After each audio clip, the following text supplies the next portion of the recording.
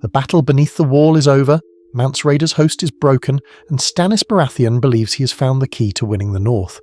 He offers Jon Snow everything he once wanted: legitimacy, Winterfell, and the Stark name. Jon's first instinct is still to refuse. He swore his life to the Night's Watch, and accepting would mean abandoning the brothers who raised him from a steward into a leader. But the world has changed. Bran and Rickon are believed dead, Robb was murdered at the Red Wedding, Arya has vanished, and Sansa remains trapped beneath Lannister power. If Jon stays at the Wall, the name of Ned Stark could disappear from the North entirely. That thought finally outweighs his vows. Jon kneels before Stannis, not because he craves a castle, but because he cannot allow his father's house to die. Before assembled knights, Black Brothers, and free folk, Stannis draws Lightbringer and names him Jon Stark, Lord of Winterfell and Warden of the North. Hello everyone, and welcome to Storyteller's Codex. Here we delve deep into the rich lore of the Lord of the Rings, a song of ice and fire, and the vast worlds beyond, so sit back, relax, and enjoy. Legitimizing Jon creates a claimant, but Stannis still needs an army capable of taking Winterfell. His answer is Val. The free folk do not truly see her as a princess, yet they respect her courage, her connection to Mance's people, and her refusal to bow easily. Jon marries her before a weirwood beyond the wall, promising the free folk land and protection if they help reclaim the North, and later defend the realm from the dead. The marriage does not make every wildling loyal overnight, but it gives thousands a reason to follow Jon instead of scattering. At the same time, Melisandre begins a quieter campaign. She uses glamour magic to hide Mance Rayder behind another man's face, then sends him south with 6 spearwives disguised as wandering performers. Their destination is Winterfell. While Stannis gathers banners in the open, Mance will enter the Bolton stronghold as a harmless bard, learn its passages, weaken its defences, and wait for Jon's signal. The war for the North now has 2 fronts, one marching through the snow and one already singing inside the enemy's hall. Stannis' position changes almost immediately. He's no longer a southern king demanding loyalty from houses that barely know him. Beside him rides the last known son of Ned Stark, carrying the name the North still loves. Davos Seaworth is sent ahead with letters bearing both the crowned stag and the direwolf. At White Harbour, Wyman Manderley listens because Jon offers vengeance for the Red Wedding and the return of Stark rule. The Umbers are divided, but even their cautious elders understand that Ramsay Bolton cannot be allowed to inherit the North. Bear Island answers with fierce loyalty, while the Glovers send men hardened by ironborn occupation. Smaller houses that would never have risked themselves for Stannis begin opening their gates for Jon. Davos does not promise them an easy victory. He tells them the Boltons have Winterfell, the Freys have numbers, and the Crown may eventually send reinforcements. But he also reminds them that Roose Bolton rules through fear, while the Starks ruled through memory and duty. One by one, hidden banners emerge from cellars, and the march south becomes a northern rebellion. Jon's choice saves the Stark name, but it leaves the Night's Watch without its strongest candidate for Lord Commander. Samwell Tarly cannot build support around a man who has departed, and Janos Slynt wins the election through fear, promises, and the backing of men who still distrust the free folk. Slynt immediately turns Castle Black inward. He punishes dissent, fortifies his own quarters, and refuses every request to sail for Hardhome. To him, the stranded wildlings are enemies who deserve their fate. Then the dead arrive. Without Jon organising ships, dragonglass, and an evacuation, Hardhome becomes a slaughter far worse than anyone imagined. Thousands of free folk are killed and razed in a single night. The giants who rejected Stannis' alliance and remained beyond the wall fall with them, returning as enormous blue-eyed corpses. Survivors speak of an army approaching 100,000, growing with every village it consumes. Janos hides the scale of the disaster to protect his command, so no warning reaches Jon or Stannis. While the North fights over castles, the real enemy quietly becomes unstoppable. In the original war, Stannis' march collapsed beneath hunger, snow, desertion, and despair. This time Jon changes everything. Northern guides know which frozen rivers can bear weight, wildling scouts find game beneath the drifts, and the mountain clans bring food that would never have been given to a foreign king alone. There is no mutiny, no desperate sacrifice, and no burning of Shireen. She remains safely behind with Selyse while Davos returns at the head of Manderley, Glover, Mormont, and Umber soldiers. Stannis' army reaches Winterfell cold but intact. Roose Bolton looks down from the walls and chooses patience. He expects the snow to starve the attackers, just as it has destroyed every other army foolish enough to campaign through a northern winter. But Jon knows his home, its crypts, its outer walls, and the weaknesses hidden beneath later repairs. More importantly, Mance Rayder and the Spearwives are already inside. Each night they sabotage stores, free prisoners, and quietly remove guards loyal to Ramsay. When Jon's direwolf banners finally appear through the storm, Mance knows the moment has come. The first assault begins before dawn.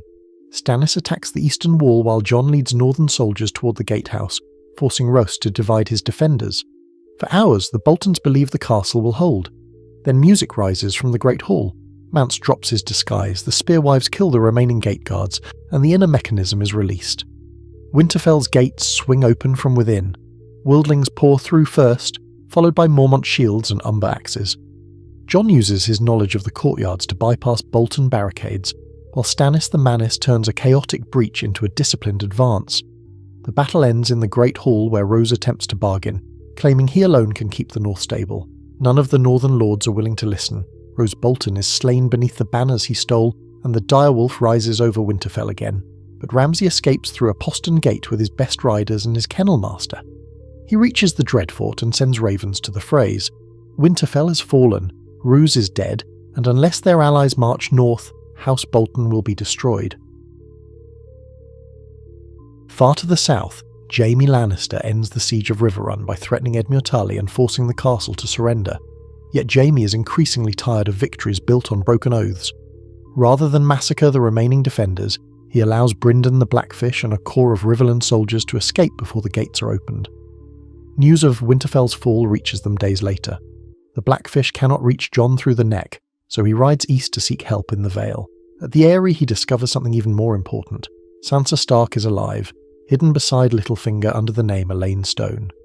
Brynden distrusts Peter Baelish immediately, but Bronze Yohn Royce is a different matter. Royce is honourable, experienced and furious that the Vale remained neutral while the Starks were butchered. Sansa reveals herself to the lords who can be trusted and asks them to help her brother finish the war.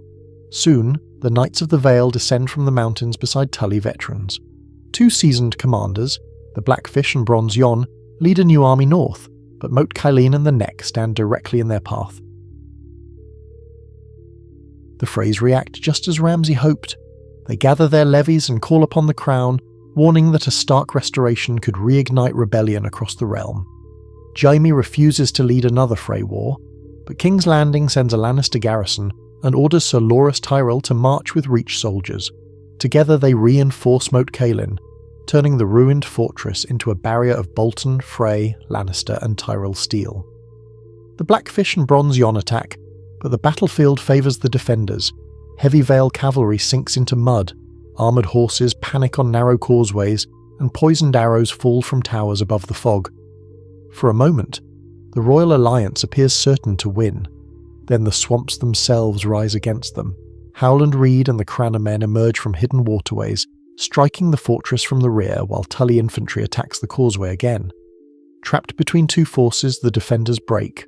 Loras withdraws the survivors south rather than die for the Boltons, and the Freys scatter. The Neck is open at last, allowing Sansa's allies to march toward Jon. But another battle has already begun at the Dreadfort.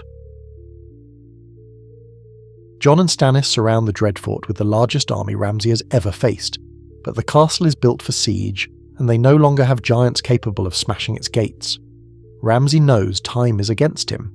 Once the Vale and River Lords arrive, escape will be impossible. Instead of waiting, he launches a final attack during a blizzard, leading his best riders through a concealed passage and striking directly at the command tents. More than 20 trained hounds race ahead of him, tearing through guards and driving men into the snow. Ghost meets the pack before it reaches Jon, fighting like a white shadow against snapping jaws. Stannis is thrown from his horse and wounded, but refuses to yield. The fight collapses into a brutal circle. Stannis and Jon beside Ghost, surrounded by Ramsay, his hunters, and the surviving hounds. Ramsay nearly reaches the king, but Jon intercepts him. Their duel is short, ugly, and personal. Jon finally kills Ramsay with Longclaw while Ghost scatters the last of the pack. The Dreadfort surrenders, and the Bolton line ends in the snow. The victory finally reunites the North. The Blackfish and Bronze Yon arrive with Vale and Riverland banners, Sansa embraces Jon beneath the Direwolf standard, and even Stannis allows himself a moment of satisfaction despite his wounds. Winterfell is restored, the Boltons are gone, Shireen is alive, and the northern houses have a Stark to follow. Then a raven reaches the camp from Castle Black. The message is barely coherent. Janos Slynt lost control after hiding the truth about Hardhome. The dead attacked in numbers the Watch could not contain. Undead giants shattered the outer defences, and the wall has fallen. The final line is not a request for reinforcements. It simply says, "Run for your lives." Celebration turns to silence as Jon realises the price of leaving the Watch. His new kingdom now stands directly in the path of the largest army of the dead ever assembled. Far across the narrow sea, Daenerys Targaryen finally orders her ships west while 3 dragons circle overhead. 2 wars are moving toward Westeros, and Jon Stark may have won his home just in time to watch the world end. If you want to see what happens next, like the video, subscribe, and tell me whether Stannis should march north or defend the Iron Throne. If you're interested in The Lord of the Rings or A Song of Ice and Fire, click one of the links on the screen to dive deeper into the lore. Thanks for watching, and we hope to see you next time.